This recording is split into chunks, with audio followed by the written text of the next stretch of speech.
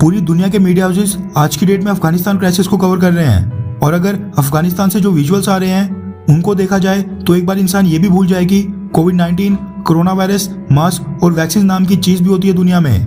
दुनिया तो खैर अफगानिस्तान में बिजी थी, लेकिन इसी बीच भारतीय सरकार एक बार फिर से अपने पड़ोसी देश की बेहद नाजुक समय में मदद करके उसको बड़े संकट से निकाल रही है। वरना जो मंजर सेकेंड वेव के दौरान भारत की राजधानी दिल्ली का था, ठीक वही मंजर वहां भी होता, और वो देश और कोई नहीं बल्कि श्रीलंका है।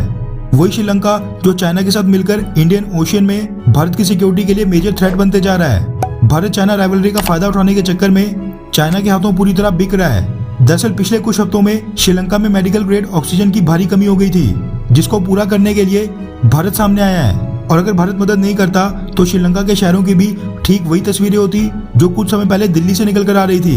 दरअसल श्रीलंकन प्रेसिडेंट की रिक्वेस्ट पर भारतीय सरकार श्रीलंका को करीब 100 टन मेडिकल ग्रेड ऑक्सीजन की सप्लाई भेज रही है, जिसके लिए भारतीय सरकार ने इंडियन नेवी तक को डिप्लॉय कर दिया है। यानी जो हम श्रीलंका को ये मदद दे रहे हैं वो हम उसको घर तक पहुंचा कर दे रहे हैं। इसी के साथ 40 ton medical grade oxygen Chennai से लेने के लिए श्रीलंकन नेवी का एक शिप भी डिप्लॉय किया गया है। लेकिन आज की मेन खबर ये नहीं है, बल्कि वो श्रीलंका, भारत और अफगानिस्तान को लेकर निकल कर आ रही है। लेकिन दोनों खबरें रिलेटेड थी, इसलिए आपको ये बताना जरूरी था। दरअसल मेन खबर यह है कि जिस तरह ऑक्सीजन सप्लाई के लिए मदद मांगने श्रीलंका चाइना के पास नहीं भारत के पास आया है और चाइना ने श्रीलंका को ऑक्सीजन भारत ने भेजी, ठीक उसी तरह श्रीलंका ने अफगानिस्तान में भी भारतीय सरकार से मदद मांगी है।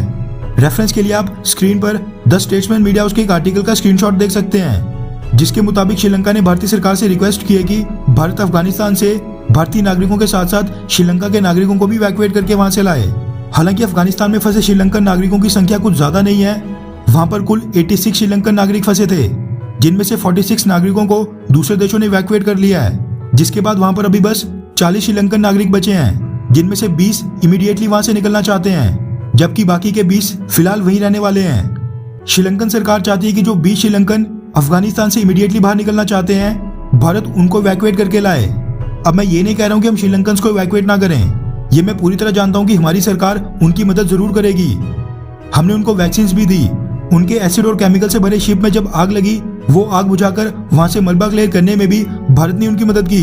अब भारत उनको मेडिकल ग्रेड ऑक्सीजन सप्लाई कर रहा है, और क्या पता ये श्रीलंकन नेशनल्स भी हम ही वहीं से इवैक्यूएट करें। लेकिन यहाँ पर मेरा पॉइंट ये है कि हम तो अपना पड़ोसी धर्म निभा रहे हैं, पड़ोसी देश होने के नाते हर संभव मदद कर रहे हैं। लेकिन श्रीलंका भारत के लिए इंडियन ओशियन में सबसे बड़ा थ्रेट बनते जा रहा है।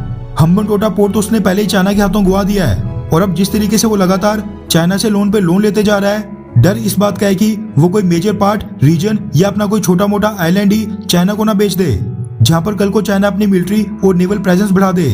हम श्रीलंका की जितनी मर्जी मुसीबत में मदद कर लें, लेकिन एट द एंड उसने पाकिस्तान और चाइना के साथ मिलकर भारत के लिए नई मुसीबतें खड़ी करनी है।